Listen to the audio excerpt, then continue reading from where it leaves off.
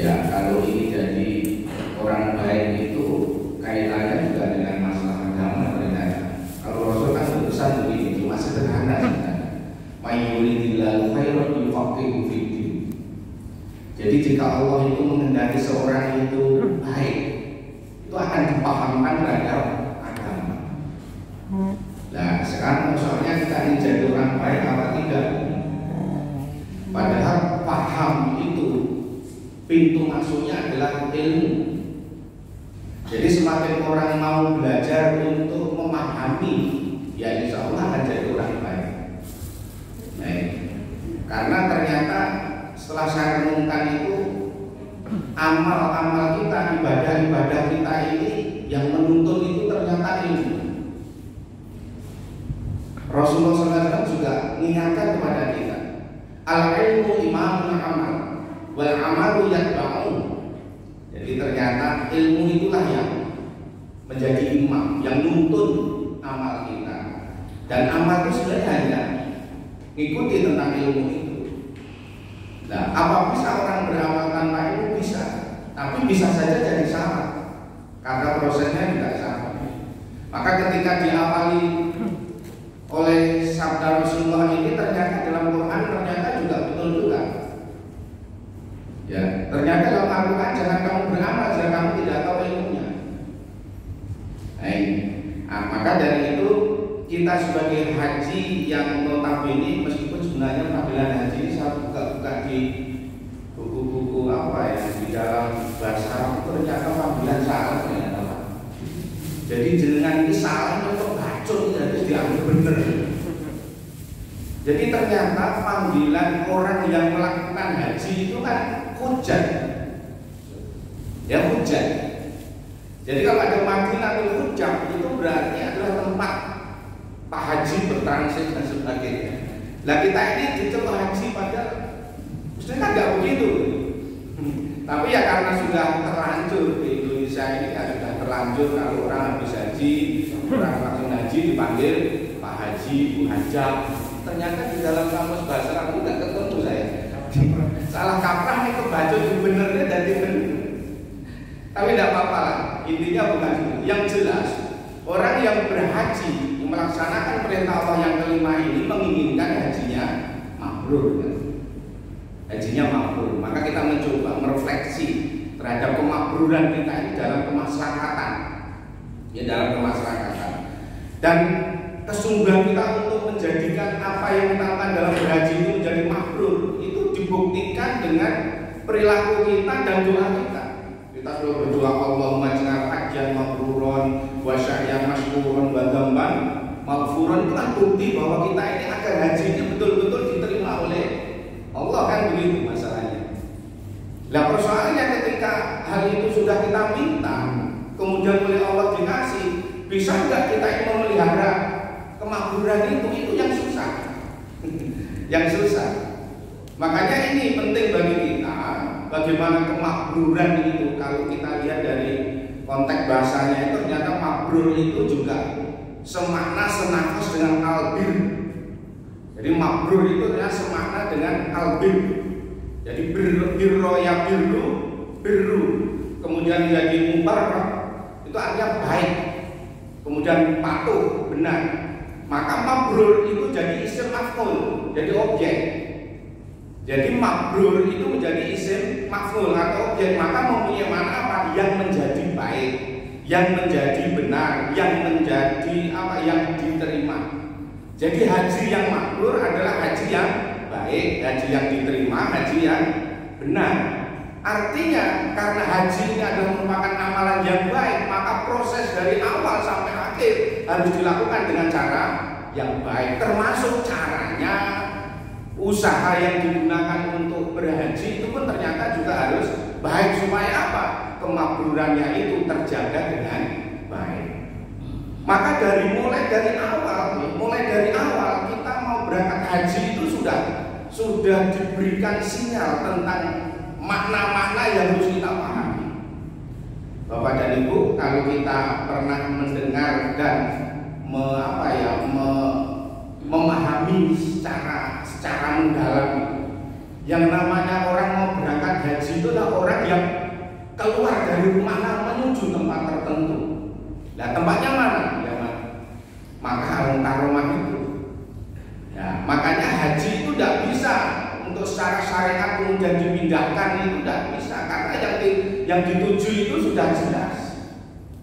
Nah ini, makanya kalau kita ini dari awal sudah menyadari bahwa ternyata orang berangkat haji itu adalah keluar dari rumah menuju tempat tertentu dan meninggalkan sesuatu yang kita cintai, berarti ternyata di dalam Al-Quran surat Al-Jum'ah ayat 8 itu ternyata betul-betul bisa kita rasakan.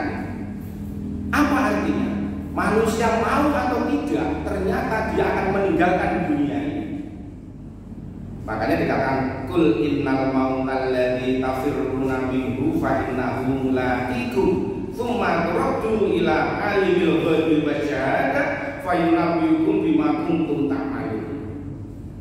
Untuk wis arep sela kaya apa, ndeli kaya apa, dibati kaya apa, kalau memang nanti Allah berkehendak terhadap kematian seseorang yang sangat ditakuti ataupun bahkan mereka akan mencoba melarikan diri dari itu, tapi ternyata tidak bisa.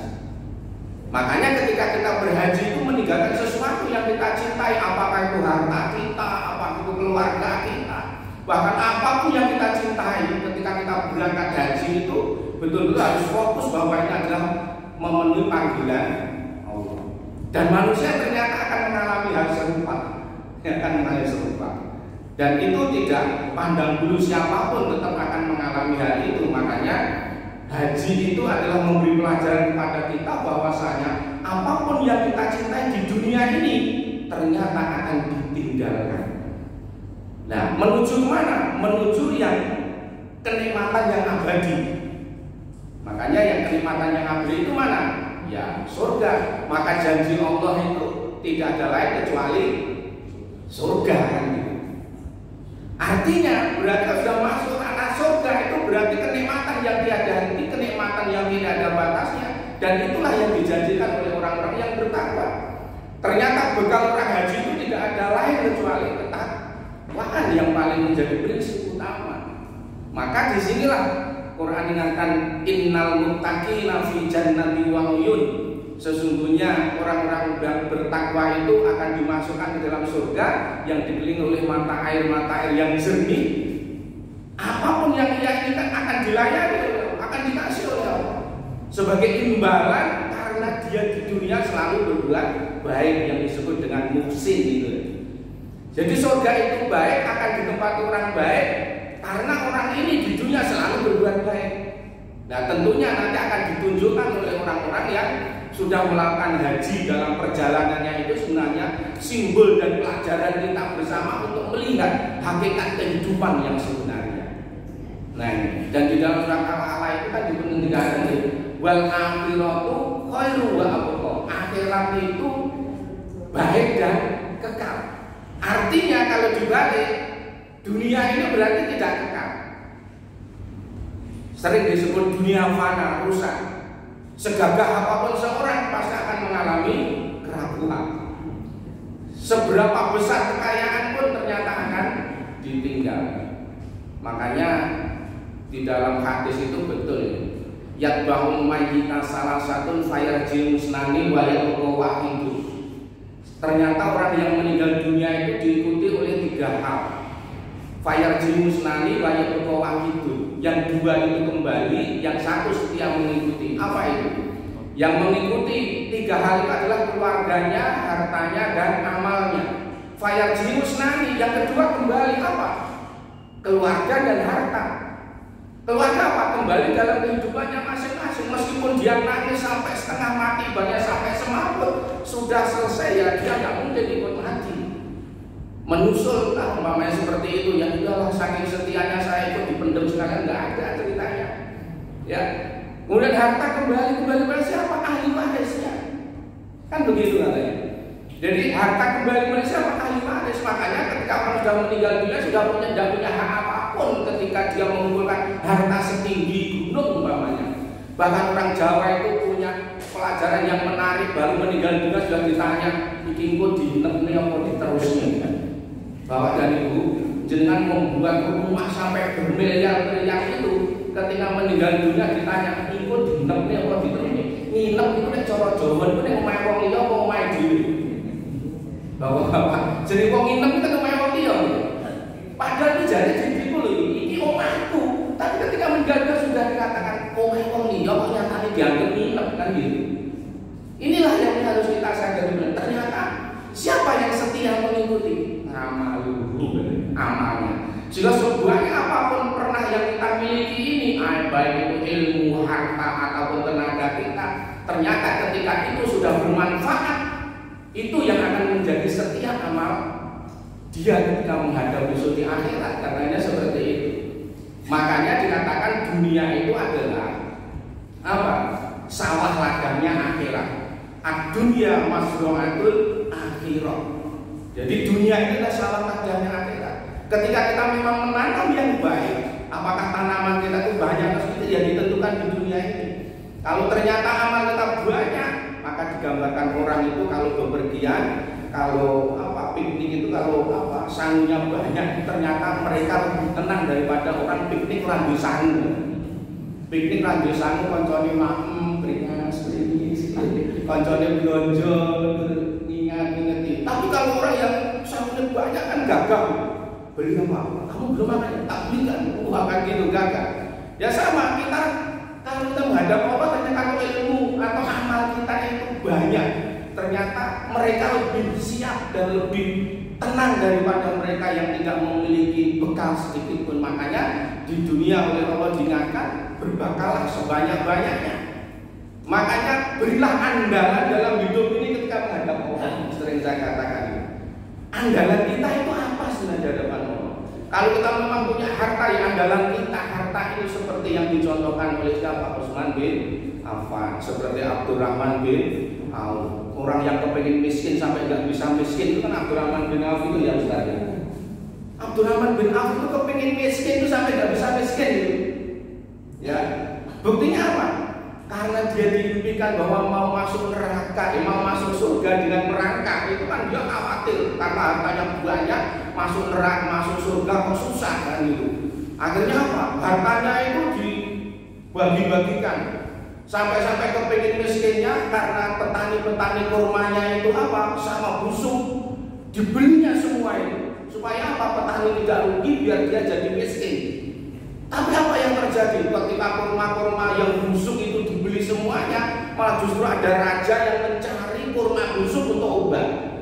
Berapapun harganya dibeli, kurang ajar kayak ini gitu.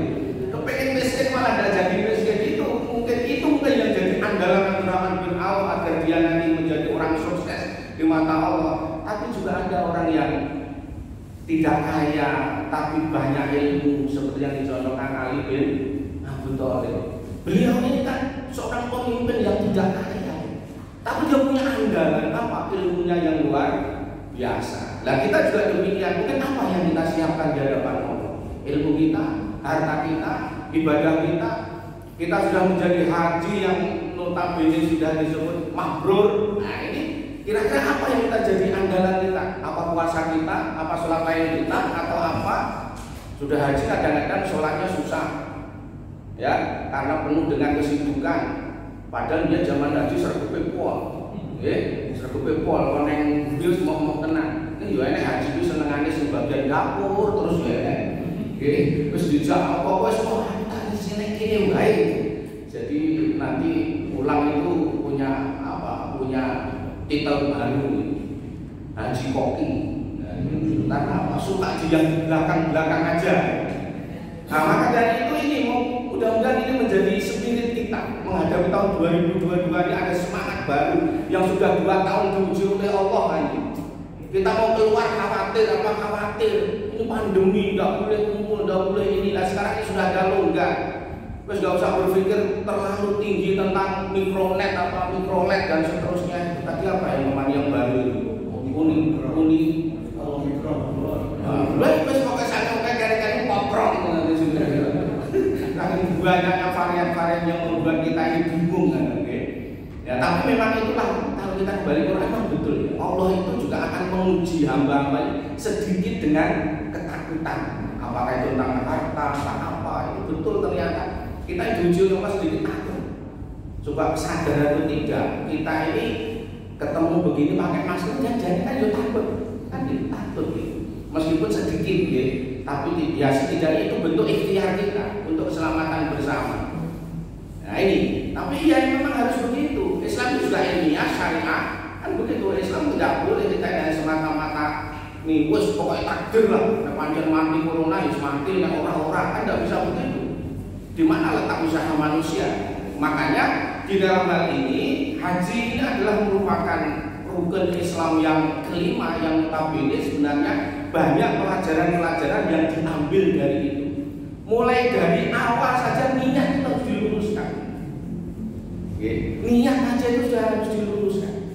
Makanya orang berhaji itu untuk mendapat kemakburan dari awal sudah disuruh untuk memberi sesuatu yang terbaik. Niat saja sudah harus dibetulkan supaya apa?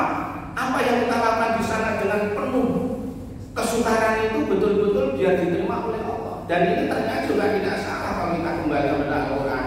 Wa ma umiru illa liya'budullaha mukhlishina lahu din. Bentuk apapun ibadah kita, amal kita itu hanya satu yang harus menjadi prinsip utama adalah keikhlasan. Ikhlas apa? Niat yang betul semata-mata hanya mencari ridha Allah dan pahala besok di akhirat. Nah ini makanya Bapak dan Ibu, ini menjadi salah satu yang akan memberi pelajaran kepada kita bahwa apa yang kita cintai di dunia ini ternyata juga akan mengalami perpisahan. Haji itu kita juga diajari untuk mencoba bersabar. Sesuatu yang kita cintai kita tinggalkan, tapi dengan sedikit kita memberi wasiat agar semua itu bisa berjalan dengan baik. Mulai dari kita berpakaian saja itu sebenarnya sudah menunjukkan sebuah pelajaran. Kenapa toh Allah kok memerintahkan kita harus pakai ihram seperti itu?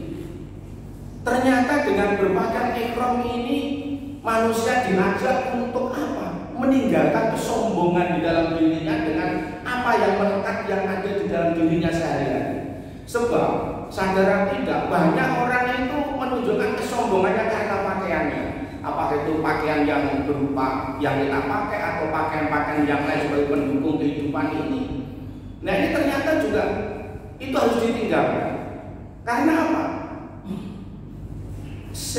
Iblis itu dikeluarkan oleh Allah, mendapat sanksi yang luar biasa sampai dinas masuk neraka itu kan karena kesombongan.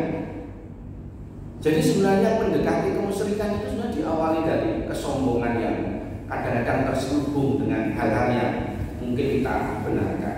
Maka kenapa pakaian ihram ini menjadi simbol orang haji? Karena banyak orang tertipu dengan apa pakaian. Kalau sudah memakai ihram itu kan orang sama, apa itu pejabat atau itu rakyat biasa, itu juragan mau jadi kuli kalau memang panggilannya sama ke sana. Ternyata itu di hadapan Allah sama. Inna akramakum indallahi atqakum. Tapi ternyata dalam kehidupan sehari-hari manusia banyak terjebak, tertipu dengan pakaian yang dipakai seseorang. Saya tidak menunjuk seseorang ya. Tapi kira-kira kalau ada orang berpakaian koko begitu itu jejer kalau kita di depan itu pemenjengan dari pandangan yang sama-sama nggak tahu kira-kira kalau di pakaian koko kita sini terus ada orang yang cakep sebelah ini kira-kira di sana kita pantas jenengan berdosen tadi sing kabungan RCTI ini kabungan dari Tanu aku pakaian koko yang aku serangketi nek itu dua agama ini betul itu kalau pesantren pakai sorban kita tidak pernah tahu loh Pak. Ya nggak tahu, itulah yang namanya pakaian itu bisa saja menipu seseorang. Ada penjamret atau orang yang until sekarang di sosmed kan sering di share itu orang pakai jilbab udung besar. Nah, ternyata apa di supermarket mencuri kan?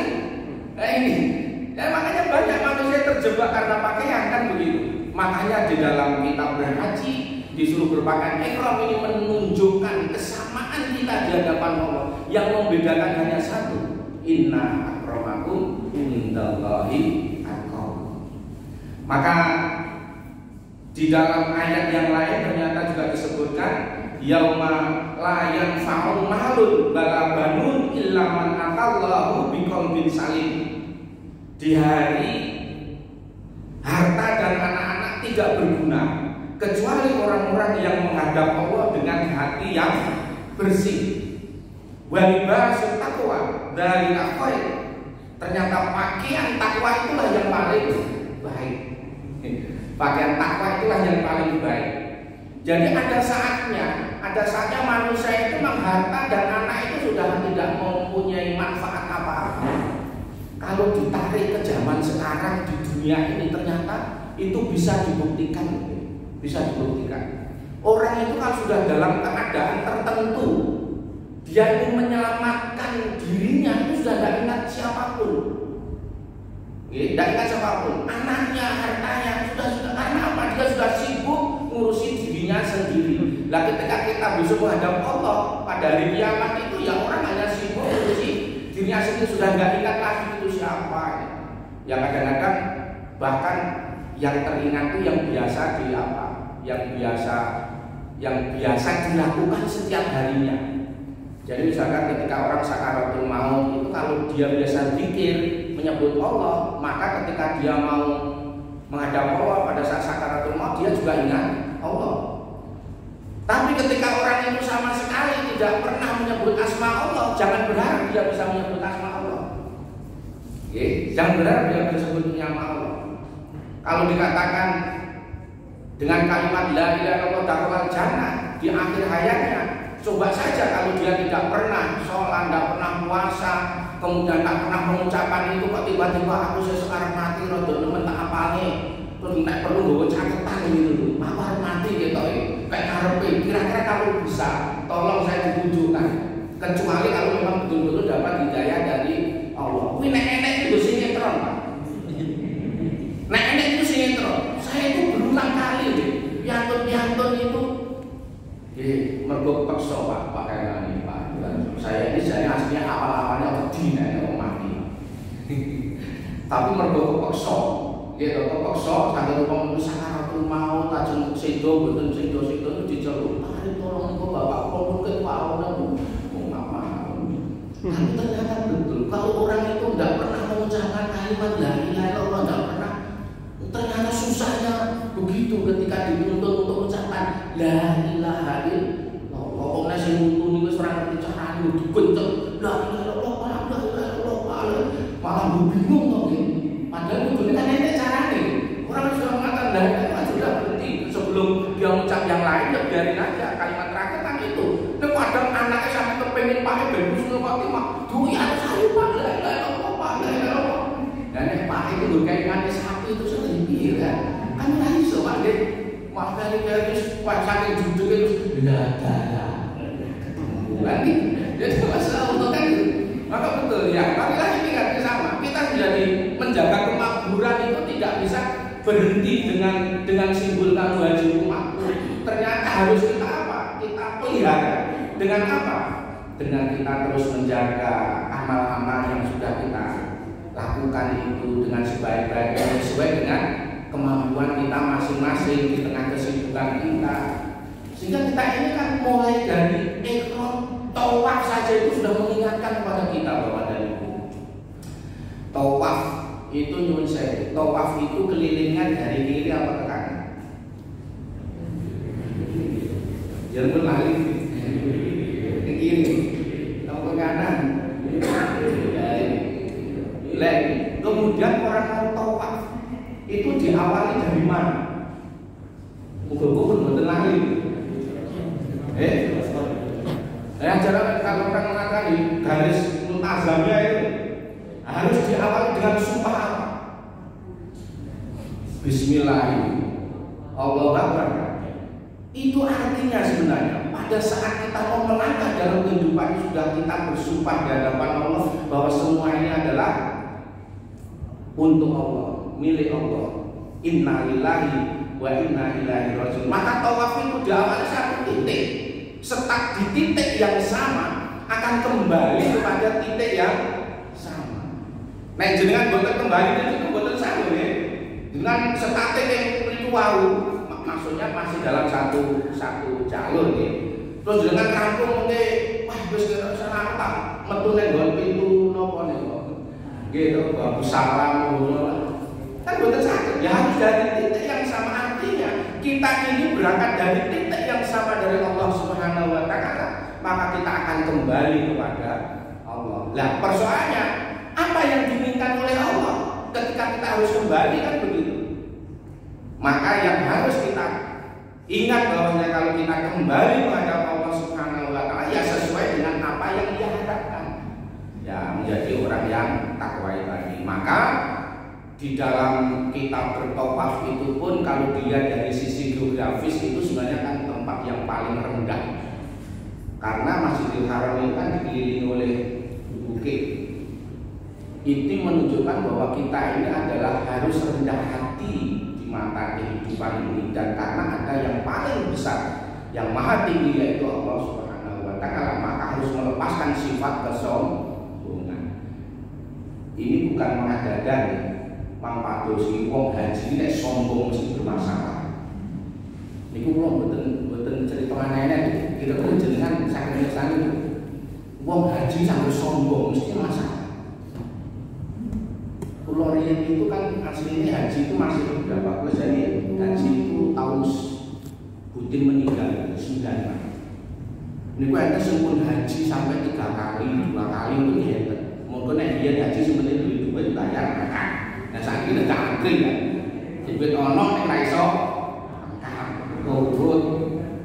Bareng seno pun duit, bareng wis lagi duit antrine nunggu sepena. Mulai jeneng aku di tunggu lagi karena pandemi kan ini wis jadi semangat arep berangkat mundur naik udah mundur lagi kan gitu.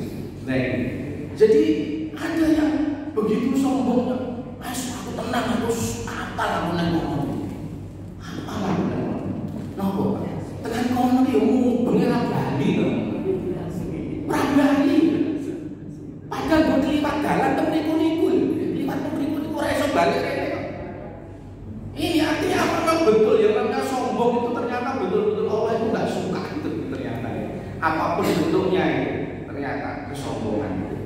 Maka dari itu monggo kita sama-sama di dalam surat An-Nisa ayat 78 itu dikatakan ainama takunu yudrikumul mautu walaupun tum fi burujil musyayyadah, dimanapun kamu berada kematian akan mendapatkan kamu walaupun kamu di dalam benteng yang tinggi atau kokoh.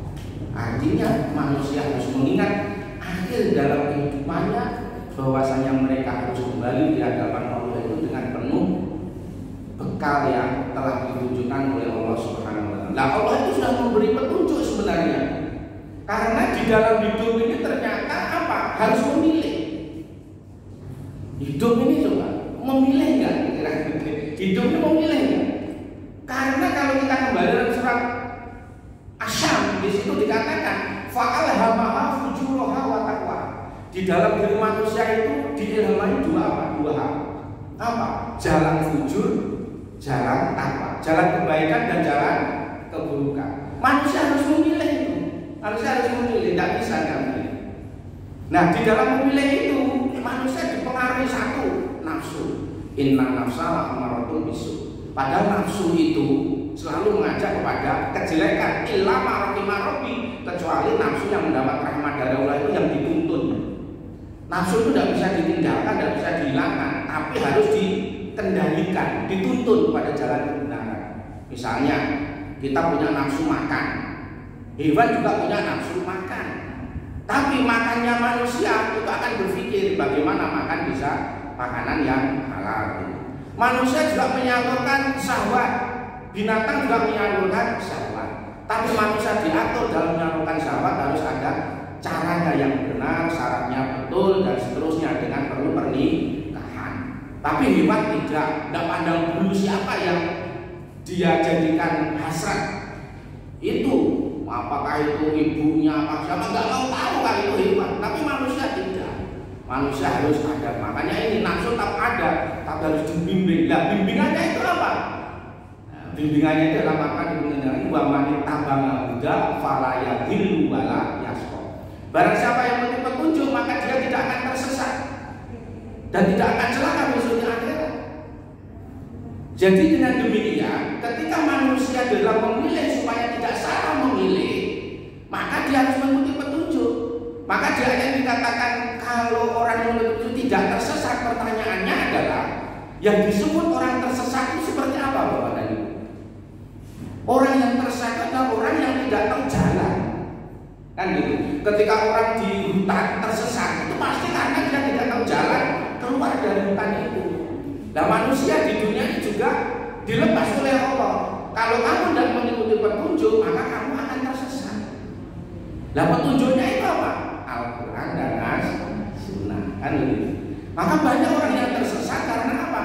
Tidak menggunakan petunjuk. Nah, petunjuk yang diberikan oleh Allah ini harus kita yakini betul. Keyakinannya kita, keimanan kita terhadap petunjuk itu harus betul, jangan sampai ragu sedikit pun. Karena petunjuk yang berupa teks yang nyata yang kita yakini itu adalah Al-Quran itu, maka dikatakan dzalikal kitabul la raiba fi. Al-Quran ini tidak ada keraguan-raguan isinya. Nah, kalau kita masih meragukan isi Al-Quran, berarti keimanan kita masih perlu dipertanyakan. Lah, padahal isinya bisa saja yang gaib, bisa saja yang tidak gaib atau yang nyata. Nah, padahal yang susah itu adalah meyakini yang gaib. Belum di dalam surat Al-Baqarah itu kami yang bersani urutan pertama itu tanda orang yang bertakwa itu apa? Hudalil muttaqin alladzina yu'minuna bil ghaib. Yang paling berat itu mengimani yang gaib ini, Pak. Jenengan dijanjikan oleh Allah haji yang mabrur masuk surga. Tapi kita tidak yakin surga hanya tenang umur lagi. Nah, padahal itu sudah dikatakan dalam Al-Quran, kan begitu. Kalau dalam Al-Quran dikatakan ada siksa kubur, ada nikmat kubur namanya. Tapi kita ragu. Oh, yo tenang nikmat kubur, siksa kubur. Ojo-ojo Pak Arif kayak ngomong nganti ngecubus kayak yo ngakoni. Oh, berikut. Nenek wong teko ngoten niku berikut. Nggih, napa jenengan tau ngakoni iso critani siksa kubur, nikmat kubur. Nyatane yo wong sing mati kek buhake golek yo ora sing bali. Berarti nek kono luwih penak. Nah, ini kalau tidak diimani tentang keimanan yang bukan susah. Tapi sebenarnya orang yang bisa mencetak sesuatu yang tidak dialami itu sebenarnya bisa ditarik sebuah logika. Orang bisa menceritakan sesuatu itu kan tidak harus ngelakoni dulu. Sebagai contoh, sebagai contoh misalnya kemarin kan belum lama ini ada Gunung Semeru apa meletus gitu. Letak ke jenengan mriko. Bapak Ibu apa kesana? Tidak. Neng jenengan percaya kalau Gunung Semeru meletus? Percaya dari mana? Nah, ya dari TV, dari WA, dari sosmed dan seterusnya. Logika manusia yang seperti itu sebenarnya sudah terpatahkan dengan kalimat seperti itu. Anda meyakini sesuatu ternyata Anda tidak melakukan yang sama dengan membuktikan ke sana, tapi Anda yakin. Maka kita pun bisa yakin kalau surga itu ada, neraka itu ada, nikmat kubur ada. Karena apa? Dari informasi. Ini kan gitu. Nah, informasi kita dari mana? Al-Quran dan As-Sunnah. Siapa yang tidak yakin terhadap kebenaran Al-Quran dan As-Sunnah, dzalikal kitabul la raiba fi, bahwa Al-Quran itu tidak ada keraguan-raguan isinya.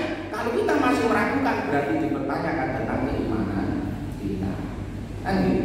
Makanya sebenarnya di dalam kita beragama itu kalau betul tadi kita kembalikan, kita perlu memahami itu yang memang harus begitu. Kalau tidak ya kita ini kadang-kadang bisa terombang-ambing dengan model sosmed sekarang.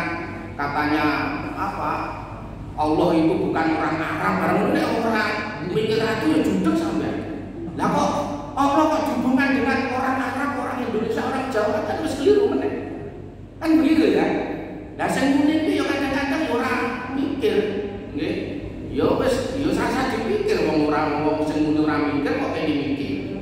Nah kan gitu.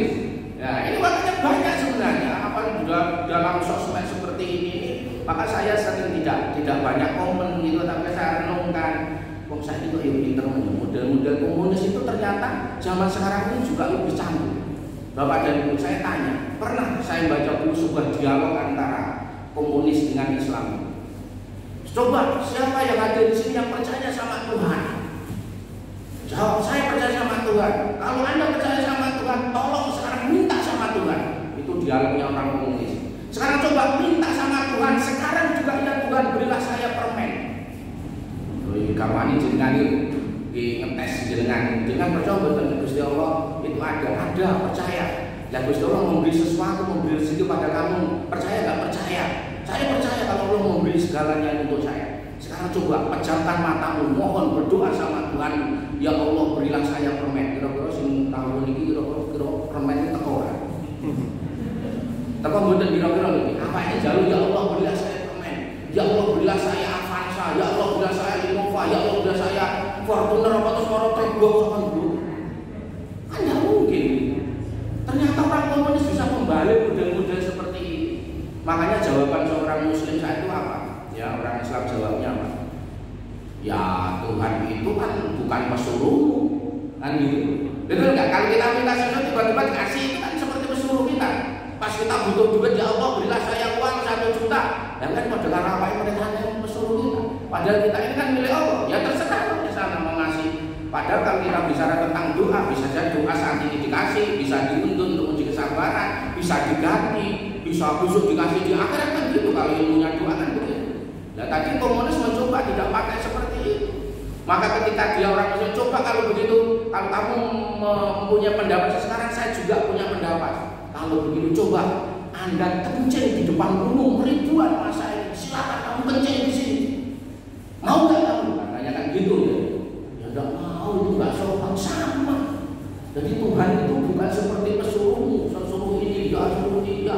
Dia itu maha tahu terhadap doanya saja, terhadap hambanya kalau yang dikasih sayangi itu. Doanya saja bisa saja tidak dikasih, tapi diganti dengan senilai apa yang ia minta karena kasih sayangnya kepada hambanya.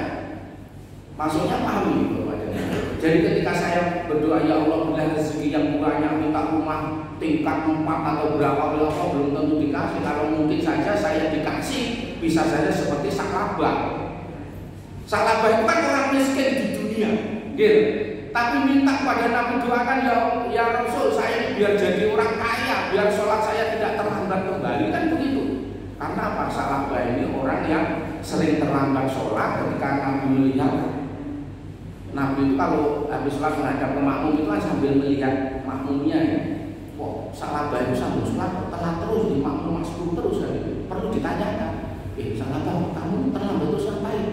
Ya Rasul karena pakaian saya cuma 1 gantian sama istri saya. Jadi kalau istri saya pakai bulan bersolat saya terlambat di sini. Kalau gitu biar saya tidak terlambat ya Rasul doakan saya supaya jadi orang kaya. Akhirnya didoakan sama Rasul sama dikasih modal kambing. Jadilah orang kaya, kaya sampai luar biasa. Tapi ketika kaya dilihat kok Saklabah sekarang nggak pernah datang lagi. Ternyata apa? Ternyata ketika diberi rezeki yang banyak dia lupa kepada Sang Pemberi rezeki. Bahkan ketika ada malaikat mencoba menguji dia, ada yang meminta-minta jawab, orang kok males, orang tuh yang seperti saya ini bekerja keras, hartanya banyak, kamu itu pagi-pagi sudah minta-minta kan begitu. Nah inilah makanya tapi Allah dengan kasih sayang bisa saja kita tidak diberi ini, tapi diganti oleh sesuatu yang mempunyai nilai yang sama karena sayangnya supaya dia tidak terjerumus seperti Saklabah itu kan gitu. Makanya dari itulah kita bisa mensyukuri nikmat apapun yang ada. Kalau kita ini kadang-kadang diujuk, kalau dalam bahasa agamanya ya, bahasa agama umumnya diujuk bersama bahasa agamanya istirahat jadi diberi. Nah tapi ketika nanti dia nggak tahan itu bisa. Nah ini karena Allah sayang enggak, mungkin ada proses, ada kesabaran dan seterusnya. Ada jam itu terus bisa setengah 3 kesuai itu masih setengah jam dilanjut kalau sampai sekarang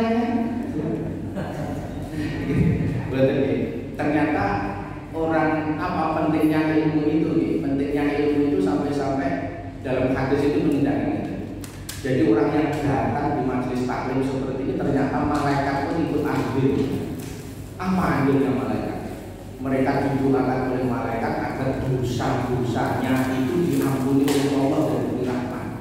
Jadi kita duduk di sini ternyata malaikat dengan dirinya berdoa agar dosa-dosa kita diampuni. Sampai dia berpisah, sampai kita berpisah. Jadi semakin lama kita duduk di majelis taklim itu semakin banyak dosa-dosa kita yang diampuni karena dosanya doanya para malaikat. Jadi monggo nek jenengan sinten dengan sekali was dan monggo. Itu tak panis. Nah, baik, kemudian ada simbol lagi syaki Bapak dan Ibu. Syaki dalam mencoba kita merefleksikan kemakmuran kita.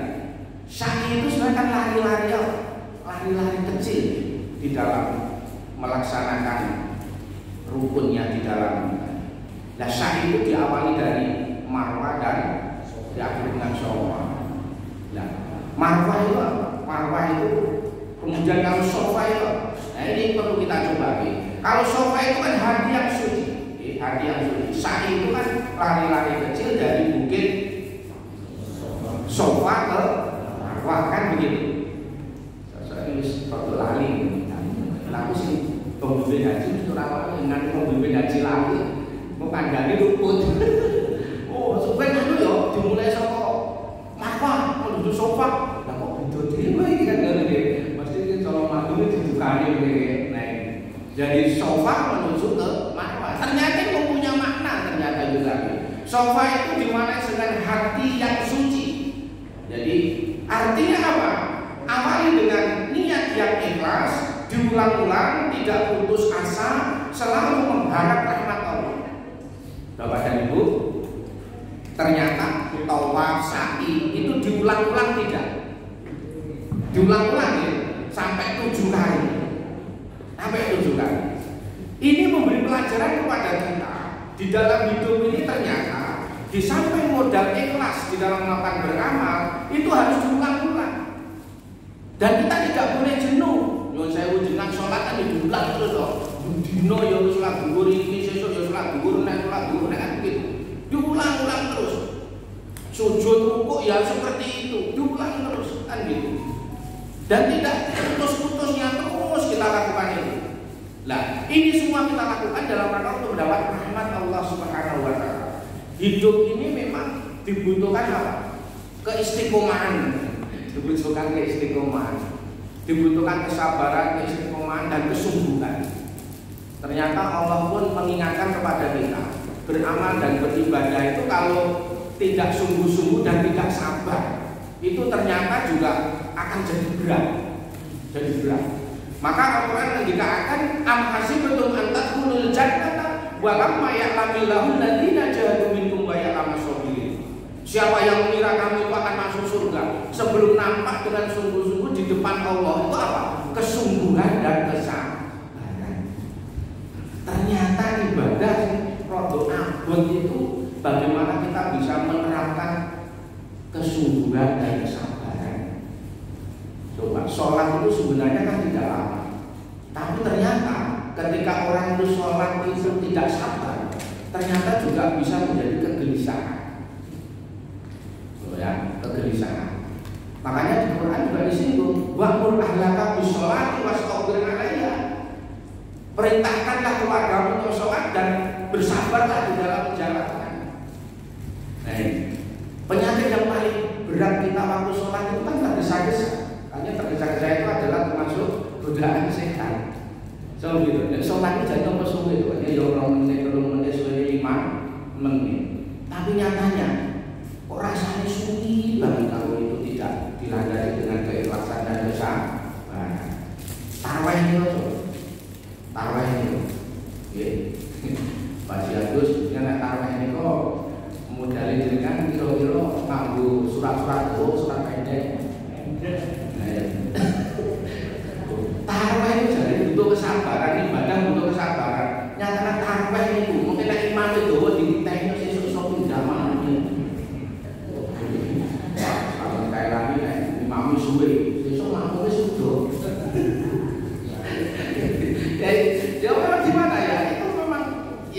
ya itu ternyata memang dibutuhkan kesabaran. Ngaji seperti ini 1 jam itu sebenarnya nggak lama kalau sabar, sungguh-sungguh dan ikhlas. Tapi nyatanya dibandingkan orang nonton sepak bola kan tetap lama. Sepak bola meskipun jago jenengan yo kalah. Lain gue masa Allah pengajian itu di request Pak Rid dicepet nih, ngaku salah rampung bal-balan ini di ruang pelayan tanggul berungus papan kosong. Kalah Pak mau ngerti pengajian bayangin nanti menes kan gitu. Nah itu kan Masya Allah kan susah juga kan. Nah marwah ini ternyata gambaran manusia ideal. Jika sudah berhasil jadi manusia ideal, dia akan selalu bersyukur terhadap nikmat dan selalu memberi manfaat bagi manusia yang lain. Jadi maka kita ini kalau menjadi haji yang mabrur itu harus mampu menunjukkan manusia ideal yang digambarkan dalam kita menuju marwah itu. Manusia ideal itu apa? Orang yang bisa bersyukur atas nikmat yang diberikan. Wong ini syukuri nikmat katanya justru yang paling luar biasa itu. Yang menimbulkan orang gelisah itu salah satunya karena tidak bisa mensyukuri terhadap nikmat. Jadi kalau sudah umur segini ini kerja apa? Makanya nikmat terus. Maka orang yang ideal itu adalah orang yang bisa mensyukuri terhadap nikmat dan bisa memberi manfaat kepada manusia yang lain. Nah, ini hadis Rasul ternyata betul. Manusia yang bisa memberi manfaat itu apa? Khairun nas anfa'uhum linnas. Jadi sebaik-baik manusia adalah manusia yang bisa memberi manfaat kepada manusia lain apapun bentuknya. Bisa saja harta kita bisa bermanfaat, ilmu kita, tenaga kita, apapun. Karena apa? Kemanfaatan manusia kepada manusia yang lain dalam kebaikan sebenarnya itu bukan Allah yang butuh, tapi sebenarnya itu kembali pada manusia sendiri. Coba nanti yang renungkan deh. Kalau diingatkan begini, in ahsantum li anfusikum. Jika kamu berbuat baik, sebenarnya kebaikan itu akan kembali kepada dirimu sendiri. Wong ini api aneh kampung, misalkan begitu, lalang yang duwe gawe itu yo tanggone renengan. Kan gampangnya kan begitu. Kalau wong ning kampung ora iso tumindak becik, kemaki, sombong dan sebagainya yang sejenisnya, yo pun delalah nek lagi kerepotan yo wong ndonga inget itu. Ternyata rumus ini dalam ayat ini ternyata betul-betul bisa dirasakan oleh manusia. In ahsantum li anfusikum. Jika kamu ini berbuat baik, maka sebenarnya kebaikan itu kembali kepada dirimu sendiri. Jadi Pak Komas ini begitu berkhidmat ngurusi ibhi, koncone wis ra gagas dia tidak karanganyar apapun yang dilakukan. Ya kebaikan itu, tapi kebaikan belum tentu datang dari sesuatu yang kita kasih, tapi bisa saja melalui yang lain. Itu yang harus kita sadari. Maka keliru ketika orang berharap sesuatu kebaikan dari orang yang kita baiki, itu keliru ternyata. Misalkan saya berbuat baik dengan si A, saya berharap mudah-mudahan si A bisa berbuat baik kembali pada saya. Itu ternyata logika yang salah. Contohnya ketika kita berinfak, bersedekah ataupun zakat, jenengan kan bantu fakir miskin. Nopo jenengan juga berharap dari fakir miskin itu kebaikan mereka kepada kita kan tidak. Lah Allah akan ganti melalui yang lain, bisa saja melalui doa-doa mereka. Karena fakir miskin kita santuni, ya mungkin ada Jumat berkah dan sebagainya dalam program itu. Nah mungkin mereka yang mendapatkan kenikmatan kan berdoa, ya Allah, alhamdulillah anggota IBI Solomadu baik-baik, mamanya gitu. Mudah-mudahan rezekinya ditambah, diberkahi. Akhirnya apa? Allah bukakan pintu rezeki sebagaimana janjinya, wa may yattaqillaha yaj'al lahu makhraja wa yarzuqhu min haitsu la yahtasib. Barang siapa yang bertakwa kepada Allah, maka dia akan dibantu kesulitan-kesulitan hidupnya dan akan diberi jalan keluar. Ya, hidupnya kemudian akan diberi rezeki dari arah yang tidak diduga. Inilah kemurahan Allah kepada kita. Nah, kemudian di dalam perjalanan sa'i tadi, maka kita akan ingat siapa? Bapak dan Ibu. Pada saat kita sa'i tadi akan ingat siapa? Siti Hajar. Siti Hajar, karena diperintah oleh Allah, Ibrahim harus meninggalkan anak dan istrinya. Dia lebih mencintai Allah daripada anak dan istrinya. Karena apa? Yang sudah lama ditunggu kehadiran anak sebagai penerus perjuangannya, kok setelah lahir kok suruh meninggalkan, itu kan ya, itu kalau bukan orang yang luar biasa kan ya tidak mungkin, karena cintanya pada Allah yang didahulukan. Tapi Hajar pun tidak berhenti dari situ. Ini merupakan sebuah kenistaan yang ditinggal oleh suami, tidak, tapi dia mengambil hikmah yang luar biasa. Makanya akhirnya Hajar itu ditinggal di tengah padang pasir, kemudian mundar mandirnya dari mana? Dari sofa menuju Marwah, itu kan gambarnya mundar mandirnya Siti Hajar di dalam mencari air untuk anaknya Ismail, kan begitu. Akhirnya dari situ muncul sumur Zam-Zam itu. Apa yang bisa kita ambil dari Hajar itu? Satu, hidup harus optimis. Ya kalau lari ke sana tidak dapatkan, lari ke sana tidak dapat, lari ke sana sampai 7 kali baru dia dapatkan. Maka harus optimis, katanya kan gitu. Kemudian yang kedua, tidak pasrah dalam keadaan. Kadang seperti itu mestinya orang pasrah, wis alamat mati, benar namanya pasrah itu. Nah, tapi dia tidak, terus optimis, terus. Kemudian apa? Berharap kepada Allah. Maka dia tetap berdoa agar diberi jalan. Makanya ketika orang itu bersungguh-sungguh, pasti Allah akan memberi jalan. Ternyata dijelaskan dalam surat, di dalam Al-Quran, apa surat Al-Ankabut, ayat 69, satu tulisan ini. Walladzina jahadu fina lanahdiyannahum subulana. Dan orang-orang yang berjuang dalam kebenaran jalan Allah, pasti Allah akan memberikan jalan. Jadi ternyata kita bisa tenang, dan itu ternyata ya Allah itu tetap akan memberi jalan. Makanya kenikmatan yang luar biasa ketika manusia sudah usahanya maksimal, kemudian usahanya tercapai, itu adalah sebuah kenikmatan yang luar biasa. Makanya terus yang berikutnya itu wa alaisa lil insani illa ma sa'a, dan bahwasanya seseorang tidak akan memperoleh kecuali apa yang telah diusahakan. Nah ini, jadi Allah itu juga sangat menghargai usaha manusia.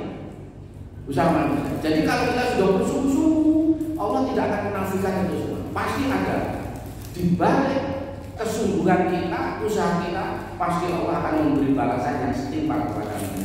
Lahama kasabat malaiya man kasabat. Baginya pahala dari apa yang telah ia usahakan, dan baginya siksa dari apa yang telah ia laksanakan. Jadi tetap dia akan dibalas oleh Allah sesuai dengan amalnya masing-masing. Ini makanya di ayat lain tadi juga dikatakan kuntum khairu ummatin ukhrijat lin-nasi ta'muruna bil ma'rufi wa tanhauna 'anil munkar. Dan sebaik-baik orang untuk para umat, sebaik umat itu kalau memang keluar, kita bisa selalu mengajak amar ma'ruf nahi munkar. Sebagai yang terakhir, tahallul. Kalau sudah selesai itu namanya tahallul.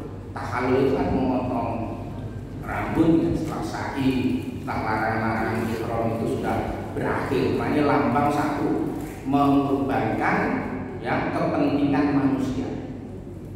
Jadi kepentingan duniawinya kita kalahkan untuk kepentingan Allah. Sadar melaksanakan perintah Allah itu dan butuh pengorbanan ternyata. Tahallul kita potong ternyata untuk berjuang di dalam kita beramal dan beribadah itu memang dibutuhkan apa? Dibutuhkan kesungguhan, dan ternyata itu semua bahwasanya sadar melaksanakan perintah Allah itu butuh pengorbanan. Ya. Melaksanakan perintah Allah itu ternyata butuh pengorbanan. Coba bayangkan kita haji, sing duwe jabatan yo ditinggal jabatane, sing duwe harta yo ditinggal hartane, karena kita tidak tahu apakah nanti masih kembali apa tidak. Yang punya harga diri pun ditinggal karena di sana apa? Sudah tidak pandang dulu itu apakah presiden, apa itu menteri, apa itu siapa jabatannya, enggak perlu, karena ternyata itu di hadapan Allah sama harga dirinya, yang membedakan hanya satu, ketakwaannya. Itu bapak-bapak yang berbahaya. Maka pengorbanan harta pun ternyata oleh Allah akan diganti lebih banyak. Maka saya membaca sebuah hadis itu, entah itu hadisnya sahih apa tidak, ternyata orang yang haji itu hartanya akan diganti oleh Allah berlimpah ganda, seperti orang yang berinfak di jalan Allah. Jadi di situ. Jadi orang yang berhaji itu karena tamu Allah, maka harta yang digunakan untuk berhaji, gitu, menemui Allah, tamu Allah, maka dia akan ganti oleh Allah. Tapi hadisnya saya tidak tahu ya, apakah ini sahih apa tidak. Tapi bisa saja terjadi, saya hanya melihat fenomena yang ada. Kenapa kadang-kadang orang pulang haji terus tambah sukses? Nah, bisa saja karena mereka diberkahi oleh Allah terhadap apa yang ia lakukan kan? Dan ternyata kalau dikatakan itu hartanya akan diganti oleh Allah seperti orang yang berinfak di jalan Allah. Padahal orang yang berinfak di jalan Allah itu di dalam surat Al-Baqarah ayat 26, mungkin yang tersani ya, Al-Baqarah 26 itu kan diganti oleh Allah 700 kali lipat. Jadi bayangkan kalau haji itu berangkat dengan biaya katakanlah sekarang 50 juta, maka diganti oleh Allah berlipat hingga 700 kali lipat untuk sampai 5 tahun. Jadi oke banget kan. Nah, tapi kenikmatan bisa saja tidak berupa harta di dunia ini, tapi sebuah kenikmatan besok di akhirat. Makanya surganya itu larang, surganya itu larang kan gitu. Jadi mosok kan gitu. Makanya di sini gambarannya di dalam surat Al-Baqarah 261 itu kan masalul ladzina yunfikuna amwalahum fi sabilillahi kamasali habatin ambatat sabra sanabila fi kulli sumbulatin mi'atu habba. Rumah yang berinfak di jalan Allah itu seperti orang yang menanam satu tanaman, tumbuh 7 tangkai, setiap tangkai menghasilkan 100 biji. Nah, kalau ini digambarkan seperti orang yang berinfak di jalan Allah, berarti biaya panjenengan itu bukan malah berkurang, tapi malah mungkin bisa saja bertambah secara materi, terutama besok di akhirat dimasukkan ke surga yang tak ternilai harganya. Dan kalau nanti ketemu Pak lu jangan bakal cerah aku begini siji tak dol tak budak, malah mulai gaji kok masanya aku suatu mobil WHP. Niku mboten ngerti, ini nyatanya secara fisik kok katanya bisa seperti itu, namanya seperti itu nggih. Ya artinya bisa saja karena dia bersungguh-sungguh menghadap Allah, berdoa dengan sungguh-sungguh, apapun, karena ada tempat-tempat yang istijabah. Ada multazam, ada apa, raudhah, kemudian ada ya banyak tempat-tempat yang istijabah ya. Jadi ada tempat yang bagus untuk kita berdoa ya. Biasanya karena kesungguhan dia berdoa maka Allah kabulkan nikmatnya. Terus akhirnya pikiran negatif ya, oh baru ngaji dari sugihan no, baru dia sakit itu jadi sugih kan. Kadang-kadang ngomong berpikir negatif thinking kan susahnya ya begitu itu. Itulah Bapak yang berbahagia yang sedikit saya sampaikan. Mohon maaf bila ada kekurangannya. Mohon maaf Bapak dari apa yang kami sampaikan kurang berkenan, apalagi bagi yang dari sini sedikit yang saya sampaikan mudah-mudahan benar dari Allah. Kalau ada kesalahan yang datang dari kami sendiri, mohon maaf. Bila ada kembali, assalamualaikum warahmatullahi wabarakatuh.